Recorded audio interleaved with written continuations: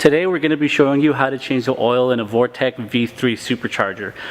It's pretty much the same process across all of our V-3 units, but just to make it easier for everybody to see, we're going to shoot this video on this GMLS engine that we have on display. If you purchase your supercharger brand new through us or through one of our distributors, when you receive it, you're going to see that there's a couple warning labels attached to it, and as well as an extra plug. What this is a vent plug. This needs to be installed on the gear case of the supercharger to keep any excessive pressure from building inside the gear case and possibly causing a leak. So what you'll notice is that this plug is attached to another plug on the gear case via the safety wire here. So just go ahead and remove that flat shipping plug and replace it with the provided vent plug. When you remove the shipping plug, you're going to see that it's got its little copper washer attached to it. Go ahead and set that aside and locate your vent plug. We've included a new crush washer, so you can go ahead and just use that one that's included and don't reuse the shipping one. What you're going to want to do is get a 3/16 Allen wrench and get it threaded into the gear case. You don't want to over tighten it so you don't strip the threads, so just make sure it's nice and snug and you should be good. Depending on which supercharger kit it is that you have, you're going to see that the superchargers are sometimes mounted tilted. Driver's side, passenger side, if they're tilted, the rule of thumb is that the fitting closest towards the bottom of the supercharger is always going to be the dipstick. When you go ahead and fill your oil back in, you always want to make sure that the dipstick is always at the bottom of the case. If the supercharger is tilted the other way, it's going to be on this side. So in this case, this is the dipstick, this is your vent. We have some superchargers that are mounted perfectly vertical. If that's the case, you can use either one, but usually we'll have the dipstick on the left side of the tag. Every V3 supercharger that we sell comes with a stainless steel oil drain line attached to it. This is the line that you're going to use to drain the oil in the supercharger. So whenever you install it on your car, just make sure that it's routed towards the bottom of the vehicle so it's easier for you to access. So for this part, you're going to need your 9/16 wrench and a 1/2 inch wrench. What you're going to want to do is get the 9/16 and put that on the hose part of the fitting, and then use your 1/2 inch wrench to take off the plug. These usually aren't super tight, so you can just give it a quick little tug and it should come off.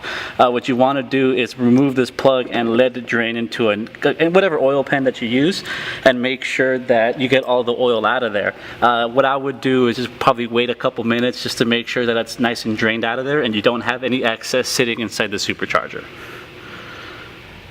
After all the oil is drained out of the supercharger, just make sure that you put your fitting back into that drain line. You don't have to use any kind of thread sealant. Just go ahead and tighten her up and make sure it's nice and snug. So what you'll need to do now is remove the dipstick from the gear case of the supercharger. As I mentioned, in this case, since it's tilted, it's going to be this lower fitting here. Go ahead and remove it. As you can see, there's no oil registering on the hash marks of the dipstick, so you know that it's drained. So we'll go ahead and leave this off and go grab our oil.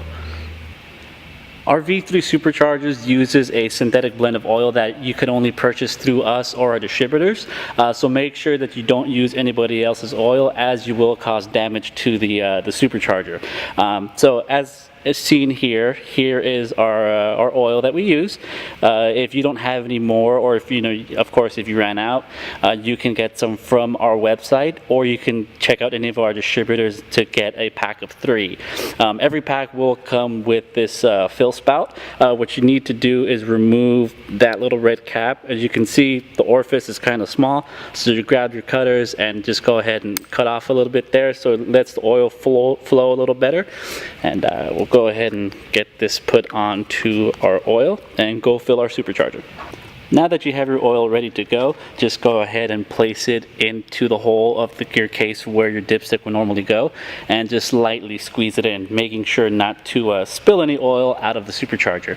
It's going to take a few minutes, but just make sure you get the whole bottle in there. Usually 1 full bottle of the oil equals 1 oil change.